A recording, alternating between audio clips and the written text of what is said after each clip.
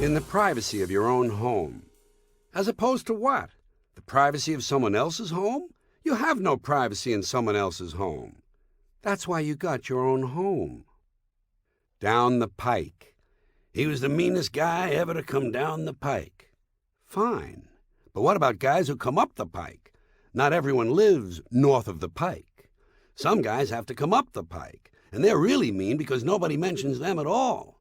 And what about a guy who doesn't even use the pike? He arrives on Amtrak. Boy was the meanest guy ever to arrive on Amtrak. Doesn't sound right, does it? Like a bat out of hell. We say some guy was going like a bat out of hell. Well, how do we know how fast a bat would leave hell? Maybe he would leave real slowly.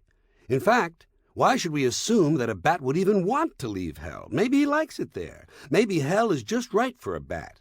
Maybe it's bat heaven. And now that we're on this subject, how do we know hell has bats in the first place? What would a bat be doing in hell? Usually a bat is in the belfry. Why would he want to split his time between two places? Then again, maybe that's why he's in such a hurry to leave hell. He's due back at the belfry. And why do we say out like a light? The primary function of a light is to be lit, not to be out. Why choose a light to represent the concept of being out? Why not on like a light? The same is true of dropping like flies. The wrong quality is being emphasized. Flies are known for flying, not dropping. And let's forget meteoric rise. Meteors don't rise, they fall. You can talk until you're blue in the face.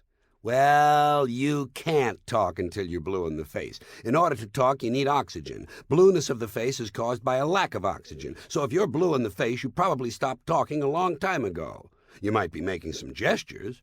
In fact, if you're running out of oxygen, I would imagine you're making quite a number of gestures, and rather flamboyant ones at that. When we point out someone's lack of popularity, especially a politician's, we sometimes say, he couldn't get elected dog catcher. Well, first of all, since when do they elect dog catchers? I've never seen one on the ballot, have you?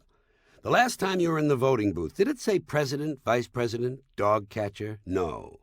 And why do they imply that getting elected dog catcher would be easy? I think it would be hard. A lot of people have dogs. They wouldn't vote for you, and many of the people who don't have dogs still like them.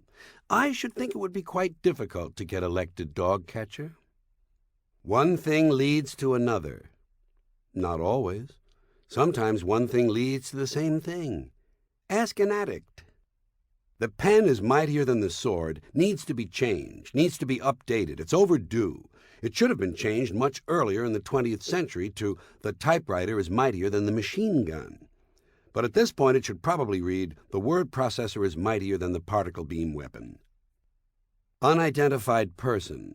Well, what exactly is an unidentified person? Doesn't everyone have an identity? Maybe they mean he's a person they can't identify, but that would make him an unidentifiable person. I guess if nothing else, he could always be referred to as that guy we can't identify. Open a can of worms. Well, why would you have to open it? Are there really sealed cans of worms? Who sealed them?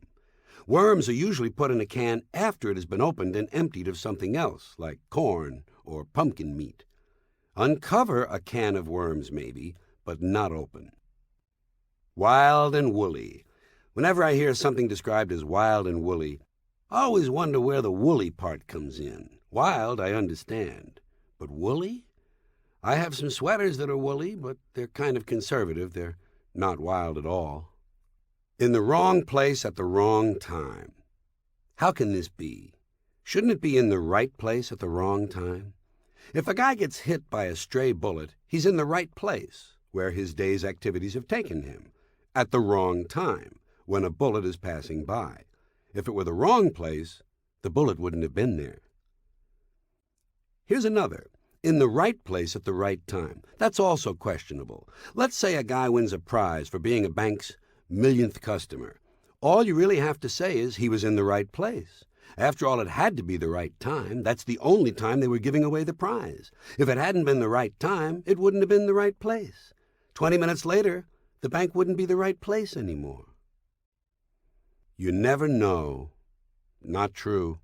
Sometimes you know. You don't have to be a rocket scientist implies that rocket scientists are somehow smart. Well, how smart can they be? They build machines that travel thousands of miles to drop fire and radiation on people.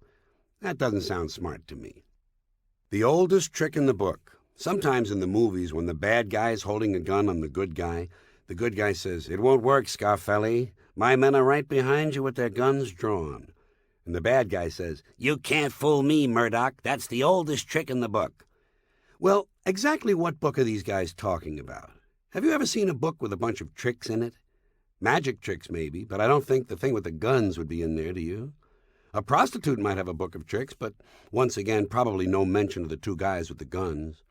And anyway, even if there really were a book with a lot of tricks in it, how would you know which trick was the oldest? They were all printed at the same time. You'd have to say, "You can't fool me, Murdoch. That's the trick that appears earliest in the book." But I guess that's not good movie dialogue, is it? When they say someone is not going to win any popularity contests, what popularity contests are they talking about? I've never heard of these contests. Where do they have them? And who wins? Whoever is winning these popularity contests can't be all that popular. You never hear about them. You could hear a pin drop. Well, you can't hear a pin drop. Not even a bowling pin. When a pin is dropping, it's just floating through the air. There's very little noise. You might be able to hear a pin land, but certainly not drop.